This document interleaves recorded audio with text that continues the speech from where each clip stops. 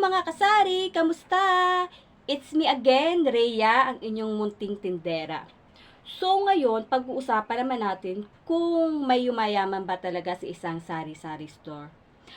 Ako po, oo, naniniwala ako na may yumayaman sa isang tindahan, sa isang sari-sari store. Kung ikaw ay isang taong masipag, matyaga, consistent. So, kailangan talaga yan. So, ako, nung po umuwi kami sa Batangas, nitong nakaraan lang para mag-swimming, si Tita Remy, hi, hello tita. So, in-interview ko siya, kaya lang wala ng video. Tsaka yung pinsan ko si Benedict, hi, hello sa inyo dyan. So, ayun nga, tapos nakita ko yung pag-asenso ng tindahan nila, talagang lumaki, lumago. So, tinanong ko sila kung ano yung mga reason, kung ano yung mga ano. Siguro, yun din yung pangarap ko sa tindahan ko. Sana, balang araw, maging ganon. So, eto yung mga dahilan kung paano sila yumayaman, paano lumago ang kanilang tindahan. Siyempre, pag lumago ang kanilang tindahan, siyempre, instant kita, instant pera. So, ayun nga. Ito yung mga dahilan. Una, alamin natin kung ano yung fast-moving item natin. Siyempre, pag alam natin yung mga fast-moving, ano-ano ba yung mga fast-moving item? Halimbawa, yung mga essential, mga daily essentials yan. Mga nabibili sa tindahan, mga itlog, kape, yung mga pangkaraniwan na nabibili talaga, na hinahanap ng customer. Siguro dapat alamin natin yun. At dapat meron tayo lagi yun. Pangalawa is, punuin mo yung tindahan mo ng iba't ibang uri ng paninda. Kasi ganun yung nakita ko sa pinsan ko. Mas lalo si Benedict, talagang grabe ha. One-stop shop talaga. Ando na lahat. Ando na yung gulay, isda, may load, may laruan, may school supplies. Ang laki saman.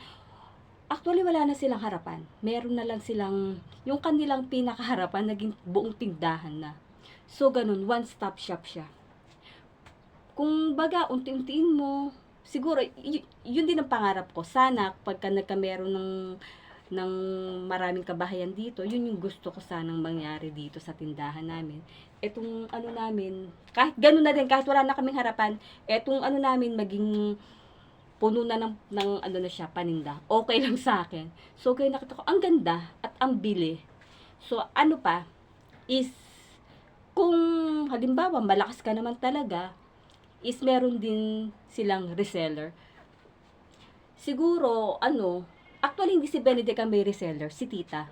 May reseller siya kasi, yung kanyang paninda is kasi nasa ano rin sila yan, nasa, ano tawag dun? Nasa bukid din, malayo sa Kabihasnan. So, reseller sila, nagpre-reseller siya kasi pinapatungan lang yan ng konti. Bahala na yung kumukuha sa kanya magpato. So, nagre-reseller siya. So, ayun, isa pa rin yun. Isa pa rin yun sa nakita kung paano lumalago ang kanilang mga tindahan. Is, magkaroon tayo ng reseller kung kaya at kung malaki yung tindahan mo. Pero kung di kaya, no worries. So, sa akin yung mga napansin ko lang kung paano sila yumayaman, kung paano agad umaangat yung kanilang mga tindahan. So, ayun nga. At saka, may nakita pa ako sa tindahan nila sa harapan. Meron silang whiteboard. Meron silang wish list.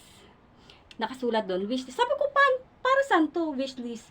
Para yung pinsan, halimbawa, bumili ka, sulat mo dyan, ano yung gusto mong makita sa tindahan ko na wala pa. Yan, sulat mo dyan at para mabili ko. Ganon, meron siyang wishlist sa mga customer nila. So, ayun, una, alamin natin kung ano yung ating fast-moving item. Pangalawa is, punuin natin ng ating tindahan. Kung gawin natin itong one-stop shop. Diba? Sayang, yun ang pangarap ko, one-stop shop. Tapos, kung malakas ka naman talaga, kung marami talagang bumibili sa'yo at kaya mo, so, mag-reseller ka na din at marami ka namang mga ka-friends dyan. Mas lalo na kung maano ka sa naman, social media. So, ayun. Tapos, wishlist. At eto is, nakita ko is, parang, eto talamak naman na, yung GCash. Halos lahat ng tindahan may GCash. So, ako ako din, meron akong GCash. Kaya lang ngayon, medyo nakakatakot ang GCash kasi yung kamami ko naman is na-scam. Hindi ko alam paano nakuha yung pera niya. So, ingat-ingat lang din tayo. Magpa-GCash tayo, cash in, cash out. So, kung kaya natin mag-pay ng mga bills, so gawin natin. So, ayun. Yun yung mga nakita ko sa mga mabilis lumago ang tindahan, sa mabilis yumaman. So, hindi naman din agad-agad na yaman agad. So, eto lang yung mga nakikita kong reason. At saka, isa pa is magkameron tayo ng seasonal product. Yung seasonal product, ginagawa ko yun. Halimbawa is, Christmas. Kaya meron ako ng, nung tawag doon, mga Christmas ham. Yun, nagpapaano ako doon ng pagkamalapit na ang New Year, nagtitinda akong torotot. Kung ano yung uso. So, itinda rin natin. So, isa yun sa makakapagpaakit, makakapagpadami ng ating mga customer, mga laruan, mas lalo na sa mga bata. So, ayun, kung naniniwala ako na may yumayaman sa sari-sari store, ang sagot ko, oo, meron. Siyempre, sa una, hindi naman din agad-agad. Kaya lang, siyempre, kailangan mapanuri tayo, mas lalo, marami ka namang kapitbahay, marami ka namang pwedeng bumili sa'yo. So, ayun, sana sa mga nanonood, sana sa mga gustong magtindahan, sa mga nagpaplano, kung napapaisip kayo, kung kaya bang magkapera sa tindahan, ang sagot ko po, oo. Kasi, ilang beses ko nang pinakita yung aming kapaligiran, wala po siyang tao. Walang kabahayan, pero awa po ng Diyos, nakatayo pa rin yung aming tindahan. Wala pong malaking benta, pero nakakasurvive po kami, kumikita, awa po ng Diyos. So, ayun lang. May yumayaman ba sa isang sari-sari store? Ang sagot ko, opo, meron.